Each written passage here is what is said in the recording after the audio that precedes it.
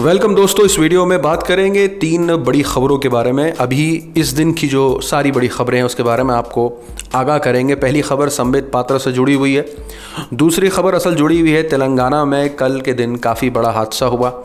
और एक बात करेंगे जो हमको लगता है बीजेपी के बारे में और उनके सपोर्टर्स के बारे में, क्या जो हम सोचते हैं सही राय है कि नहीं, उसके बारे में चर्चा करेंगे। लेकिन उससे पहले हमारे चैनल को सब्सक्राइब कीजिए, बेल आइकन को दबाइए ताकि हमारी वीडियोस की नोटिफिकेशंस आप तक डायरेक्ट पहुंचे।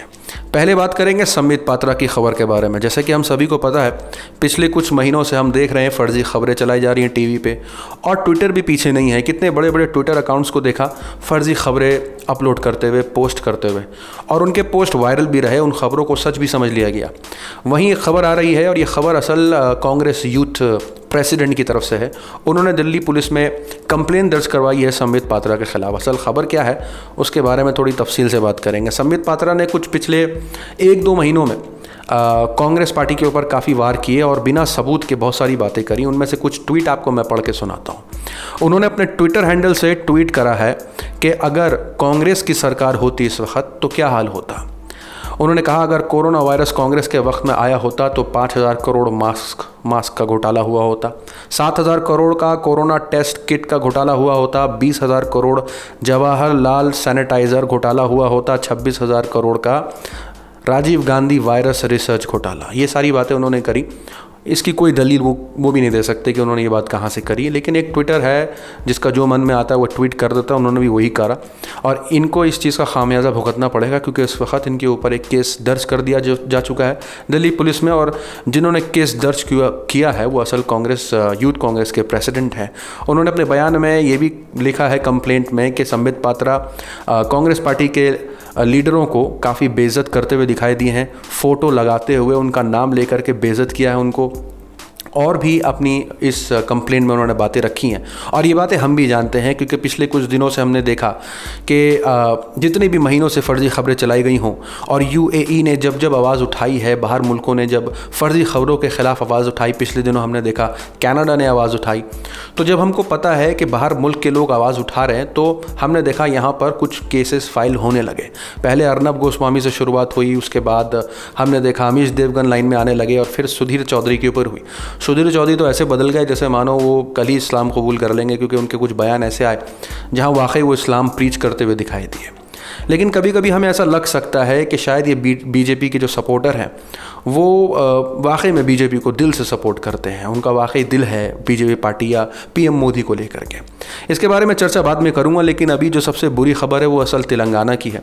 कल की खबर है, और वो खबर ये है कि हिंदू मुसलमान के बीच में कल एक बहुत बड़ी मुठभेड़ हुई जिसमें कुछ मुसलमान घायल हुए। खबर के मुताबिक तरावी पढ़ रहे थे 4 से 5 लोग मस्जिद के अंदर, तो कुछ लोगों ने उनके ऊपर पथराव शुरू कर दिया। खबर के मुताबिक 24 घंटे का वहाँ पे कर्फ्यू लगाया गया है, और कुछ लोग काफ़ी बुरी तरीके से घायल हुए हैं। फ़ोटो नहीं दिखा सकता, ब्लर किया हुआ है क्योंकि कम्युनिटी गाइडलाइंस के ख़िलाफ़ है, लेकिन वहाँ बहुत बुरे हालात से वहाँ पर लोगों को गुजरना पड़ा। और इस वक्त 24 घंटे का कर्फ्यू लगा दिया गया ताकि हालात बदले नहीं। लेकिन ये कब तक चलेगा? क्या वाकई में बीजेपी सपोर्टर ये करते हैं? क्या वाकई में उनकी तरफ से ऐसा वार किया जाता है? क्या वाकई वो मोदी को सपोर्ट भी करते हैं? क्या पार्टी को सपोर्ट भी करते हैं? इसके बारे में चर्चा इस वीडियो में करेंगे।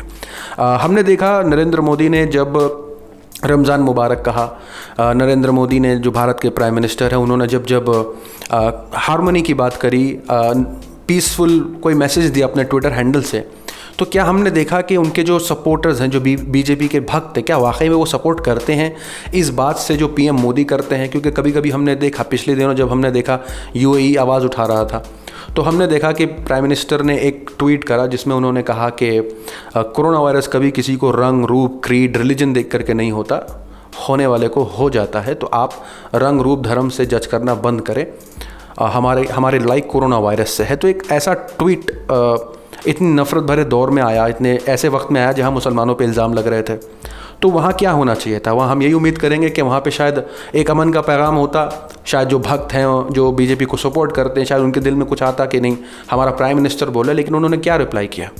उन्होंने रिप्लाई करा कि हम टैक्स देते हैं, हम पीएम केयर फंड्स में पेमेंट करते हैं। कुछ ऐसे सपोर्टर्स हैं जो पीएम मोदी के भी ख़िलाफ़ जा कर के ये बातें लिख सकते हैं।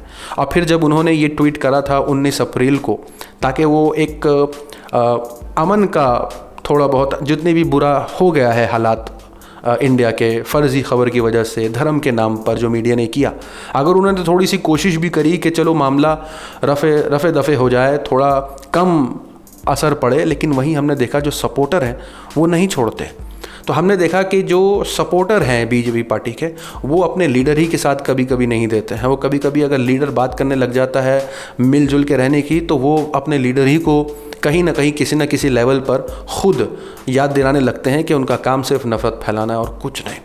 खैर, इसके बारे में क्या सच्चाई है, क्योंकि ऐसे ट्वीट्स भी सामने आए हैं जहां हमने देखा, रिसर्च करी, पता लगा कि जो सपोर्टर्स हैं बीजेपी के, वही प्राइम मिनिस्टर नरेंद्र मोदी को अक्यूज़ करते हैं कि आप कैसे ये बोल सकते हैं कि हमें साथ लड़ना है, हमें इनके साथ नहीं रहना। और ऐसे ऐसे बयान आते हैं। एक बयान आपको सुनाना चाहूँगा। एक बयान आया जहाँ वो सफ़ूरा ज़रगर के ऊपर जो इल्ज़ाम लगाए जा रहे थे, एक जो लेडी हैं वो ख़ुद निकल के आई हैं, फिर से उन्होंने ऐसी बातें करनी शुरू कर दी जहां आप ख़ुद देखेंगे कि वो किस तरीके से नफ़रत भरी, वो कहते हैं हम सनातनी हैं, हम धर्म में मानते हैं, लेकिन वहीं हम देखेंगे कुछ ऐसे लोग हैं जो ईश्वर की कसम भी खाते हैं, श्री राम का नाम भी लेते हैं, लेकिन मुँह पर झूठ भी है, गालियाँ भी हैं और दूसरी औरत के बारे में बुराई भी रखते हैं अपने दिलों में। सुनिए वो क्या कह रहे हैं।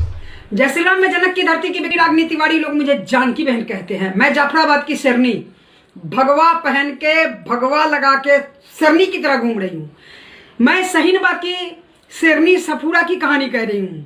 अभी वो कुंवारी माँ बन के तिहार में बैठी हैं। शहीनबाग में धंधा चल रहा था, वहाँ कोई प्रोटेस्ट नहीं हो रही थी। हम जाफराबाद में प्रोटेस्ट हो रही थी, जाफराबाद खाली करा दीजिए, हम चले जाएंगे।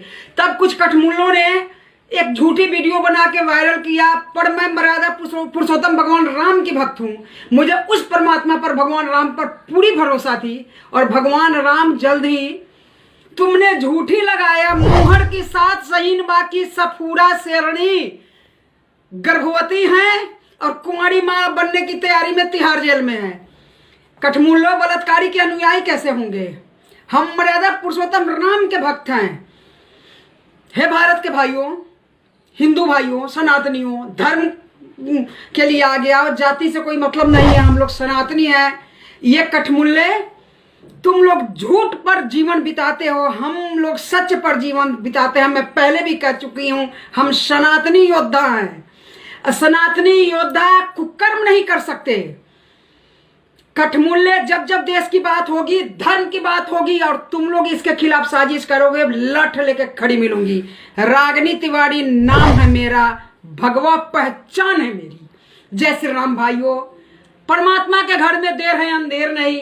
आज उस भगवान श्री राम पर मुझे पूरी तरह भरोसा थी और मुझे जो चाहिए वो मिल गया। तुम झूठी अफवाह फैलाए, सच में तुम्हारी दीदी सफूरा दीदी गर्भवती है, तिहाड़ जेल में है। बेकार अपने मम्मी का हल्ला करवा दिया। ऑटो में बैठा के सफूरा दीदी को बैठा देता, सुंदर थी, जवान थी, एक में ही दोनों काम चल जाता। जय श्री राम भाइयों, जय भारत माता, वंदे मातरम, जय जानकी। तो जैसा कि आपने सुन लिया होगा कि उनकी क्या राय है एक औरत को लेके, खुद औरत को होकर के श्री राम का भक्त बताते हुए, ईश्वर और सनातनी अपने आप को बोलते हुए, कैसे लोग नफरत फैलाने का काम कर सकते हैं धर्म को जोड़ते हुए। आप अपनी राय कमेंट में बताएं कि आपको क्या लगता है इन सारी खबरों के बारे में, आप कैसे देखते हैं। मिलते हैं आपसे अगली वीडियो में, तब तक के लिए अपना ख्याल रखें।